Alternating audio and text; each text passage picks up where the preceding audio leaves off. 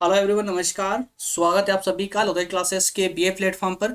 BA third year के अंतर्गत राजनीति विज्ञान प्रश्न पत्र एक पर डिस्कशन हमारा कंटिन्यू चल रहा है दोस्तों, जिसमें हम भारतीय विदेश नीति के अंतर्गत पर्यावरण पर डिस्कस करने जा रहे हैं। पर्यावरण अर्थात कि पर्यावरण के बेसिक टर्म पर बात करते हुए पर्यावरण की जिस प्रकार की समस्याओं का हमें वर्तमान में सामना करना पड़ रहा है, उन समस्याओं से अर्थात कि पर्यावरण की जो विकट परिस्थितियां वर्तमान में देखने को मिल रही है, उनसे निजात पाने के लिए या कहें कि पर्यावरण से संबंधित समस्याओं के समाधान के लिए पूरे विश्व रंगमंच पर या कहें कि विश्व मंच पर किस प्रकार के प्रयास किए जा रहे हैं, उनसे संबंधित कुछ तथ्यों को हम यहाँ जानने का प्रयास करेंगे। चलिए शुरू करते हैं दोस्तों आज का सेशन शुरू करें उससे पहले उन सभी दोस्तों को जो पहली बार हमारे सेशन पर आए हैं या जो बीए कंप्लीट करने के बाद में किसी भी प्रतियोगी परीक्षा की तैयारी करना चाहते हैं, उन दोस्तों के लिए एक छोटा सा अनाउंस है कि प्रज्ञान हिंदी जीके नामक एक अन्य प्लेटफॉर्म यूट्यूब प्लेटफॉर्म भी तैयार कर दिया गया है और बहुत जल्दी क्लासेस वहां पर स्टार्ट होने जा रही है। अगर आप हमारे साथ कॉम्पिटिटिव एग्जाम की तैयारी करना चाहते हैं, बिल्कुल जीरो से, बिल्कुल शुरुआत से स्टार्ट करना चाहते हैं, तो जल्दी से प्रज्ञान हिंदी जीके चैनल को ज्वाइन कर ले। वहां पर निशुल्क रूप से लेक्चर के साथ में आपको कंप्लीट नोट्स भी प्रोवाइड किए जाएंगे। ठीक है, चलिए शुरुआत करते हैं दोस्तों अपने सेशन की, आज के लेक्चर की। आप सभी को पता है कि यूनिट 5 पर हमारा डिस्कशन चल रहा था। यूनिट 5 के अंदर हम अभी तक दो टॉपिक कंप्लीट कर चुके हैं, मानवाधिकार ह्यूमन राइट, और इसके अलावा दोस्तों वैश्वीकरण अर्थात ग्लोबलाइजेशन। आज का हमारा टॉपिक होगा एनवायरमेंट, पर्यावरण, और पर्यावरण से संबंधित कुछ तथ्यों को हम इस लेक्चर में जानने का प्रयास करेंगे।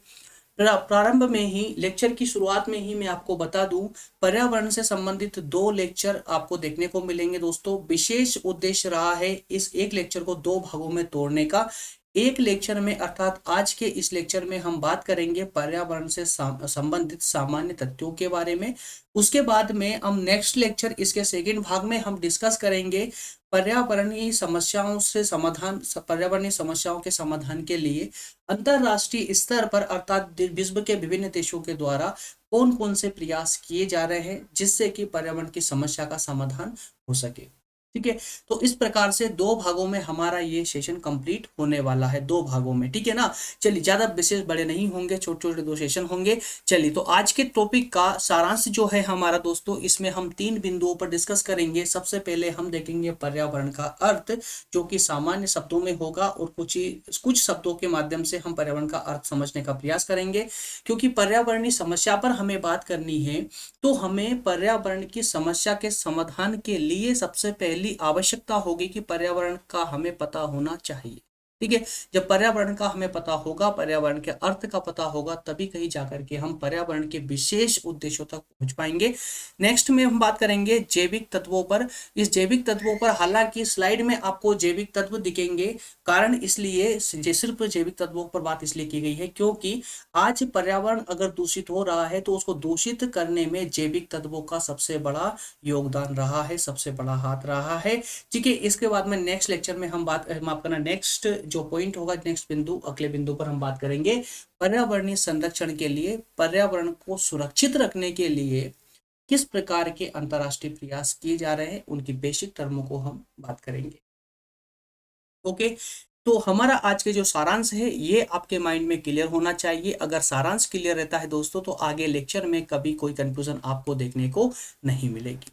ठीक है ना, चलिए शुरुआत करते हैं दोस्तों। आज के लेक्चर की शुरुआत सबसे पहले हम देखेंगे एनवायरमेंट का अर्थ क्या है, पर्यावरण का अर्थ क्या है। सबसे पहले तो आप इसका बेसिक टर्म के अंतर्गत सामान्य शब्दों में, व्यवहारिक शब्दों में इसका अर्थ समझ लीजिए।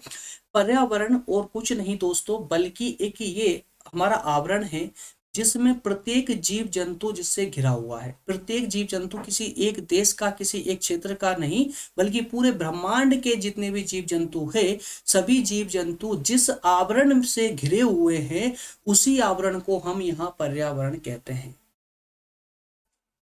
क्लियर है। चाहे दोस्तों वो पानी के अंदर हो, चाहे जमीन पर हो, चाहे हवा में हो। और इसीलिए पर्यावरण को विशेष करके तीन खंडों में तोड़ा गया है कि पर्यावरण कहाँ कहाँ पाया जाता है। दोस्तों आपको ये पिक्चर दिख रही होगी साइड में, 1 मिनट के लिए साइड में हो जाता हूँ और उसके बाद में इस आप थोड़ा सा 1 मिनट के लिए इस पिक्चर पर फोकस करेंगे, इस पिक्चर पर 1 मिनट के लिए फोकस करेंगे, इससे आपको पूरा क्लियर हो जाएगा। ये आ जाइए वापस से।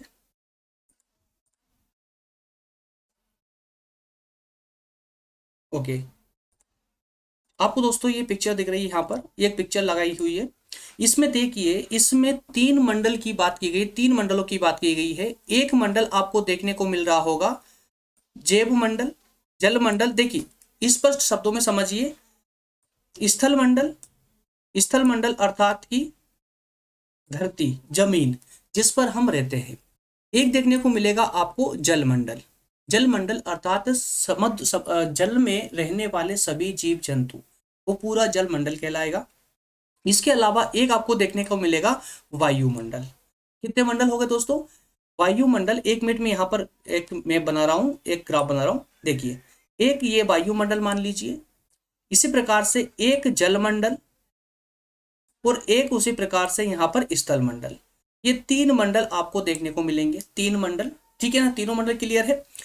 तीनों मंडल को मिलाकर ही, तीनों मंडल मंडल को मिलाकर ही एक अन्य मंडल बनता है जिसे हम बोलते हैं जीव, जैव मंडल या जीव मंडल। जीव मंडल अर्थात जिसमें जीवन संभव हो, जिसमें जीवन संभव हो। अब जरा समझिए, जब हमने इसको कहा अर्थात कि जो ये वायुमंडल है, इस वायुमंडल में कुछ सीमा है, उस सीमा के अंदर ही जीवन संभव है।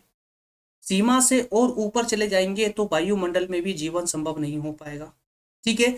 उसी प्रकार से जल मंडल की भी जब हम बात करें दोस्तों, तो जल मंडल में के अंतर्गत भी अर्थात समुद्र में भी कुछ सीमा के बाद में, कुछ किलोमीटर के बाद में हमें वहां पर जो है जीवन देखने को नहीं मिलेगा। जितने भी जीव जंतु पानी के अंदर पाए जाते हैं वो उनकी भी एक निर्धारित सीमा होती है, उस सीमा के अंदर कोई जीव जंतु आपको नहीं मिलेगा। इसी प्रकार से जब हम स्थल मंडल अर्थात धरती की बात करते हैं, तो धरती में भी धरती की सतह पर वो धरती के कुछ अंदर तक वो जीव जंतु पाए जाते हैं। धरती के ज्यादा अंदर जाने पर वहां जीव जंतु अर्थात कोई जीवन नहीं मिलेगा। ठीक है। इसी कारण से हमने तीनों मंडल का एक मंडल बनाया था जिसे हमने जीव मंडल कहा है। ठीक है ना। तो अब क्लियर हुआ, तीनों मंडल जो है, तीनों मंडल जल मंडल, स्थल मंडल और वायुमंडल। कौन कौन से दोस्तों? जल मंडल, स्थल मंडल और वायुमंडल। ये तीनों मंडल ही मिलकर के जीव मंडल कहलाता है। जीव मंडल कहलाता है जिसमें जिसमें व्यक्ति का जीवन संभव हो, जिसमें व्यक्ति का जीवन संभव हो। क्लियर हुआ? चलिए अब थोड़ा इसको रब कर देते हैं, रब करने के बाद में अब आगे बढ़ते हैं।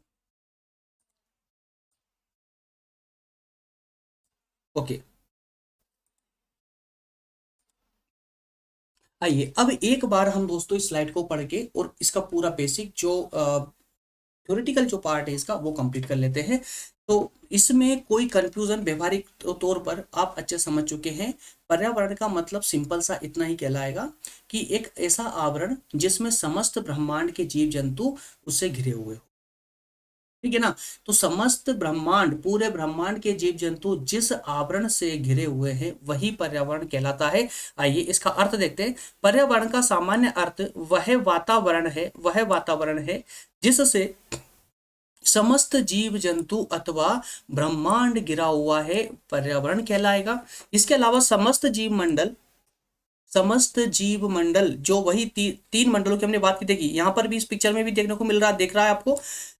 कुछ हिस्सा वायुमंडल का, कुछ हिस्सा जल मंडल का और कुछ हिस्सा स्थल मंडल का, तीनों मिलकर के ही जीव मंडल बन रहा है। ठीक है। तो समस्त जीव मंडल, स्थल मंडल, जल मंडल और वायुमंडल के भौगोलिक पर्यावरण के मूल तत्व है, भौगोलिक पर्यावरण के मूल तत्व है। तो पर्यावरण शब्द दो शब्दों से मिलकर बना है, परि और आवरण। किससे मिलकर बना है? परि और आवरण, इन दोनों शब्दों से मिलकर बना है। जिसका अर्थ होता है, इस आवरण का अर्थ क्या हुआ?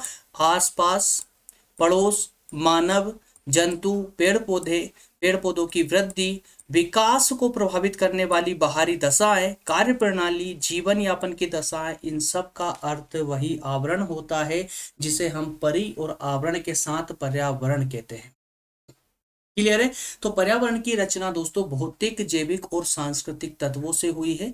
पर्यावरण की रचना 3 तत्वों से हुई है, याद रखेंगे आप लोग, इंपॉर्टेंट है। पर्यावरण की रचना 3 तत्वों से होती है। भौतिक तत्व, भौतिक तत्व, जैविक तत्व और रासायनिक तत्व। ठीक है, माफ करना, भौतिक तत्व, जैविक तत्व और सांस्कृतिक तत्व। तीनों तत्व क्या है हम आगे आप क्लियर करेंगे। पर्यावरण के 2 तत्व जो है विशेषकर जैविक और अजैविक तत्व, जैविक और अजैविक तत्व, इनको हम ऐसे भी कह, जैविक और भौतिक तत्व कह सकते हैं। अजैविक तत्व यानी भौतिक तत्व ही होते हैं। तो जैविक तत्व और भौतिक तत्व जो दोस्तों पर्यावरण के 2 विशेष तत्व है, इनमें शक्ति के अपार भंडार समाहित होते हैं। अपार भंडार है मतलब ये पर्यावरण के 2 तत्व सबसे ज्यादा आवश्यक है, जैविक और अजैविक, जैविक और भौतिक, 2 तत्व आवश्यक है। अब ये 2 तत्व, अब देखिए जैविक तत्व में कौन कौन से आएंगे दोस्तों। जैविक तत्व के अंदर सभी प्रकार के जीव जंतु और पेड़ पौधे आ जाएंगे जिनमें श्वसन की क्रिया होती है। जिनमें श्वसन की क्रिया होती है वो सारे घटक, जीव जंतु या पेड़ पौधे सब के सब जो है जैविक घटकों में आ जाएंगे। अजैविक घटकों की अगर हम बात करें तो अजैविक घटक के अंदर जैसे नदी, पर्वत, वायु, पानी, इस प्रकार के ये भौतिक घटक आपके आ जाएंगे। ठीक है, तो दोनों घटकों से मिलकर के विशेष करके पर्यावरण की रचना होती है, लेकिन साथ में इसमें एक सांस्कृतिक घटक को भी हम इंक्लूड करते हैं। क्लियर है। तो सामान्य अर्थों में समझिए, यहाँ पर हम विशेष करके पर्यावरण अर्थात एनवायरमेंट पर डिटेल स्टडी नहीं कर रहे हैं। हमारा मेन उद्देश्य है पर्यावरण से संबंधित समस्याओं के समाधान के लिए अंतरराष्ट्रीय स्तर पर कौन कौन से प्रयास किए जा रहे हैं, हम उन पर बात करने वाले हैं। ठीक है ना। तो जब पर्यावरण पर जब लेक्चर होगा, पर्यावरण पर जब भी लेक्चर होगा तो उसमें पर्यावरण का पूरा डिटेल एनालिसिस करेंगे, वो एक अलग ही सेशन होगा। ठीक है, अभी सिर्फ हमें इसकी कुछ बेसिक टर्मों पर ही फोकस करना है, इसकी ज़्यादा गहराई में नहीं जाना है, क्योंकि पर्यावरण अपने आप में बहुत बड़ा सब्जेक्ट, याद रखिए।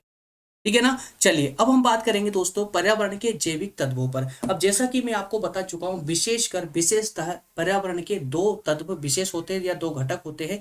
कौन कौन तत्व होते हैं, जैविक और अजैविक, है ना। अजैविक तत्वों को हम भौतिक तत्व भी कहते हैं। तो जैविक तत्वों के अंतर्गत मैंने आपको बताया, जैविक तत्वों के अंतर्गत समस्त प्रकार के जीव जंतु और पेड़ पौधे आते हैं। वो सभी सभी घटक आएंगे जो जिनके अंदर श्वसन की क्रिया होती है, सांस लेने की क्रिया होती है। क्लियर है। तो वो जैविक जो घटक है, जैविक जो पर्यावरण के जैविक घटक है, उनके कारण ही पर्यावरण में विशेष परिवर्तन हो रहा है, या कहें कि पर्यावरण का इस्तेमाल, पर्यावरणीय सुविधाओं का जो सबसे ज्यादा इस्तेमाल कोई करने वाले हैं तो वो जैविक घटक ही है। ठीक है ना। तो आइए जरा स्लाइड पर दोस्तों, स्लाइड पर आइए और एक बार इसको थ्योरेटिकली रूप से पढ़ने के बाद में हम इसका व्यवहारिक पक्ष फिर से समझते हुए चलेंगे। सिंपल, एकदम इतने सिंपल शब्दों में मैंने आपको यहाँ पर ये शब्द प्रोवाइड किए हैं। इतने सिंपल है दोस्तों कि आप एक बार पढ़ोगे पूरा समझ आते चलेगा, डाउट जैसा कुछ भी नहीं है। इसकी भाषा कन्वर्ट करके अर्थात सिंपल की गई है, किताबी लैंग्वेज नहीं है ये। आइए जरा एक बार, मानव अपने पोषण तथा जीवन संरक्षण के लिए पर्यावरणीय घटकों पर निर्भर होता है। जी हाँ, एक सेकंड भी ऐसा नहीं है जब कोई जीव जंतु पर्यावरण के द्वारा प्रदान की गई सुविधाओं का इस्तेमाल ना करता। प्रत्येक सेकंड प्रत्येक प्राणी पर्यावरणीय सुविधाओं का इस्तेमाल करता ही करता है। इसीलिए यहाँ पर कहा गया है कि मानव भी अपने पोषण के लिए और अपने जीवन के लिए पर्यावरण के घटकों का प्रयोग करता है। पर्यावरण के घटकों का प्रयोग करता है। संतुलित पर्यावरणीय दशाओं में ही व्यक्ति संतुलित और स्थायी विकास कर सकता है। तो यहाँ पर कहने का प्रयास ये किया गया है कि अगर मानव समाज, अगर मानव जाति पर्यावरण से मिलने वाली सुविधाओं का प्रयोग अगर संतुलित रूप से करता है, न ज्यादा न कम, संतुलित रूप से करता है, तभी व्यक्ति का एक वास्तविक और स्थायी विकास हो सकता है। अगर जो वर्तमान में जिस प्रकार से पर्यावरण का शोषण किया जा रहा है, पर्यावरण के द्वारा प्रदान की गई प्रत्येक सुविधा का अत्यधिक अंधाधुंध प्रयोग किया जा रहा है, इसी प्रकार से अगर आगे भी भविष्य में भी अंधाधुंध प्रयोग किया गया, पर्यावरण का संरक्षण किया गया, तो पर्यावरण के अंदर भयानक परिणाम इसके देखने को मिल सकते हैं, जिससे पलक झपकते ही मानव जाति का अंत निश्चित है। पर्यावरण को मनुष्य ने ही छेड़ा है, मानव जाति ने ही पर्यावरण को छेड़ा है, और कुछ ऐसी विकास की अंधी दौड़ में मनुष्य इतना अंधा हो चुका है कि पर्यावरण को बिल्कुल इग्नोर करके वो सिर्फ और सिर्फ विकास की ओर फोकस है, जिसके कारण पर्यावरण दूषित होता जा रहा है। और ये दूषित पर्यावरण आने वाले समय में ऐसे भयानक परिणाम हमारे सामने लेकर आएगा, जिसका हर्जाना मानव जाति का की समाप्ति ही हो सकता है, इससे कम कुछ भी नहीं होगा। क्लियर हुआ?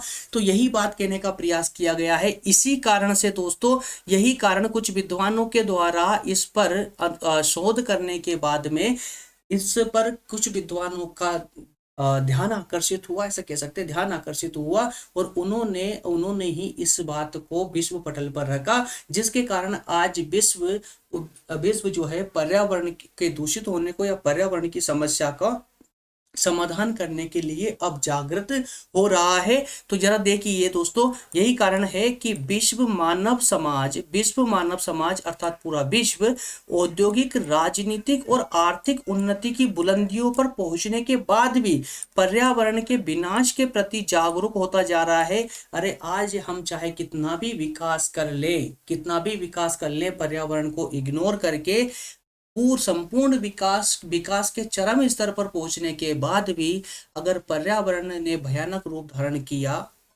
तो मानव जाति पलक झपकते ही समाप्त हो जाएगी, पलक झपकते झपकते ही समाप्त हो जाएगी। तो उस विकास का मतलब ही क्या निकलेगा, उसका कोई अर्थ ही नहीं रहेगा विकास का, ठीक है ना। तो विश्व पटल पर इसी बात का पर फोकस किया गया, इसी बात पर ध्यान दिया गया कि विकास के साथ साथ अब पर्यावरण को भी लेकर चलना होगा, पर्यावरण की शुद्धता पर भी ध्यान फोकस करना होगा, प्रत्येक राष्ट्र के प्रत्येक मनुष्य को इस पर फोकस करना होगा।